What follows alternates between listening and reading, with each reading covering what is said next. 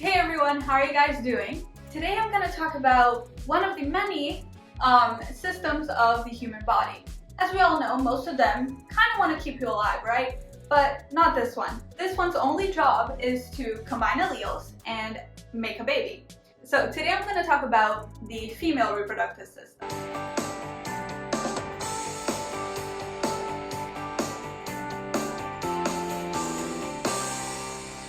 Let's start in the ground control, which is the ovaries. So the ovaries' main job is to produce and release eggs, and also sex hormones like estrogen and progesterone. Now these eggs are haploid cells, which means that they only have one set of chromosomes, and they're formed by meiosis. So when a sperm fuses with an egg, it forms a diploid cell, which basically has all the information to make a baby. And this is the main goal of the reproductive system. So let's go back to the ovaries for a second. They are located in a fibrous sac that has the cortex and the medulla. And the cortex is where all these developing eggs are located in, and the medulla is where all the blood vessels and the nerves are. Now inside of the ovaries we have something very, very important, which are the ovarian follicles. And these are where the oocytes are located.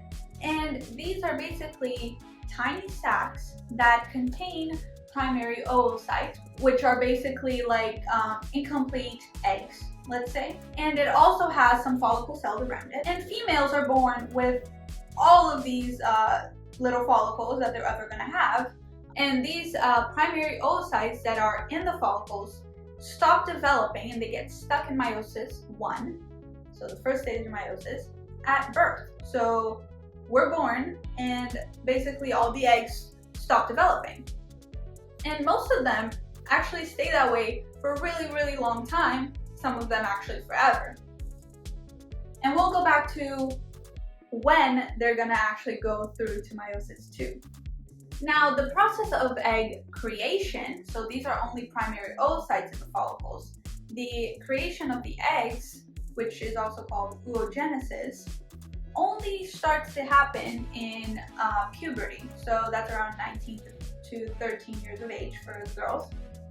And this happens when the body is physically ready to reproduce. So human eggs are maturing constantly after puberty, and basically every month or like 28 days, a mature egg is basically formed, and it is either fertilized or it dies to make way for the new egg that's being developed.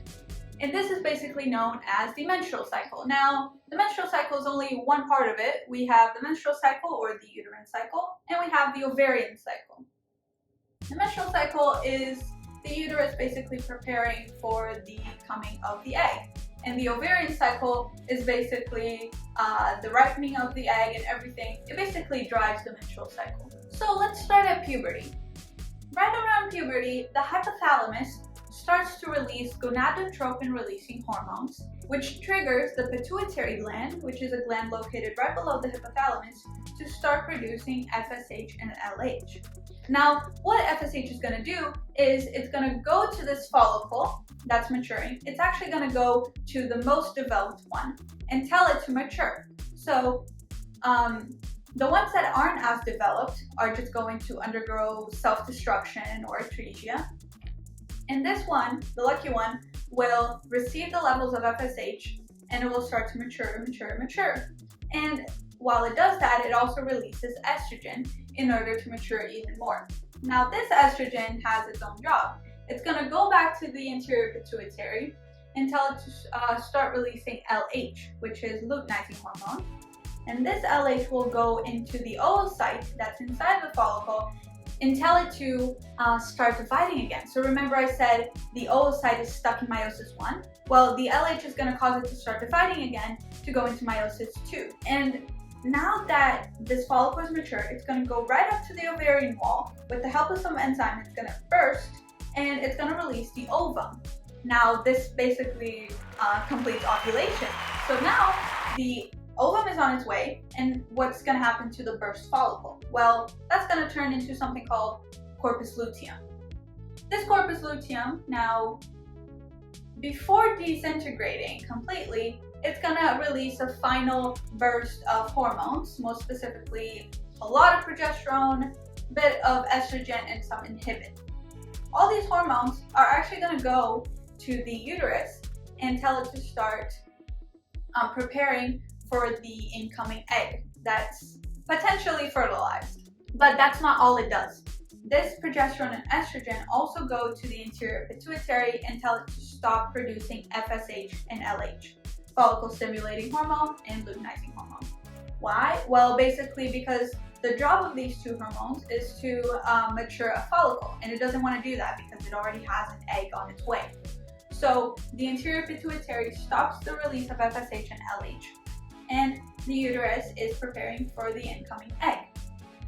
Now, the uterus is basically a stretchy muscular organ that has as its lining the endometrium, which is basically a bunch of blood vessels that can produce nutrients for the fetus.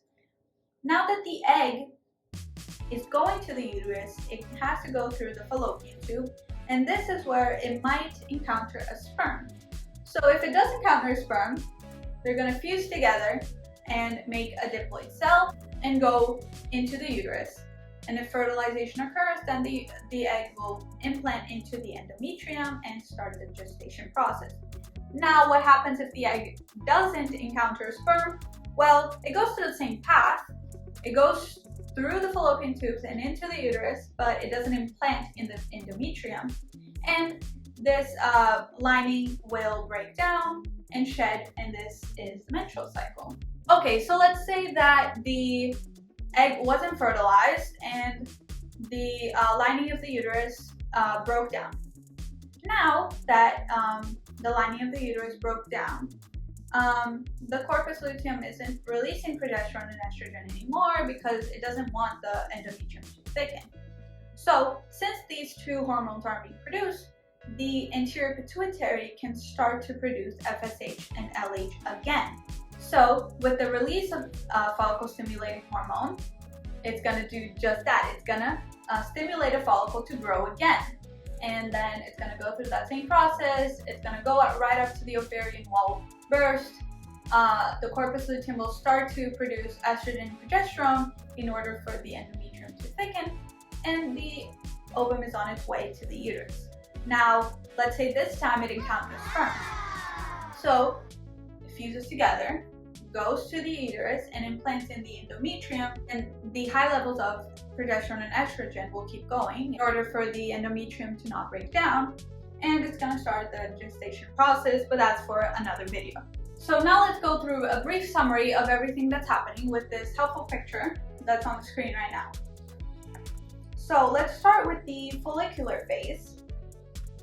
And I'm going to go through what happens in the ovarian cycle and the uterine cycle. So we see that in the follicular phase, FSH levels and LH levels are pretty okay. The follicle is maturing and maturing and maturing. Then the LH levels are pretty high now, and the follicle bursts because the oocyte now is ready, and ovulation occurs. When ovulation occurs, LH and FSH levels drop rapidly. Why? Well, basically because estrogen and progesterone levels are kind of high now because of the corpus luteum, and those two hormones, the estrogen and progesterone, will tell the uterus to double or triple in size for the incoming egg. And this is the luteal phase, where basically FSH and LH levels are really low, no follicle is maturing, now just the uterus is preparing for the incoming egg, while estrogen and progesterone levels are high. And then when the egg isn't fertilized, this is basically when the uterus starts to shed its lining and another follicle is maturing. And now this whole process begins again, and that's the end of this video. If you guys want me to talk about pregnancy, everything that happens during those 9 months, I can do that. And also something very interesting that I wanted to mention are endocrine disruptors. Basically, those are things that can mimic or block the effects of some sex hormones and cause a whole bunch of problems. Some of them can actually be found in nail polish. So if you guys want me to make a video talking more about those, I can totally do that. And Please subscribe to this channel, like this video, and follow me on Instagram, TikTok. I'm gonna put it all over here like always. And that's it. Bye.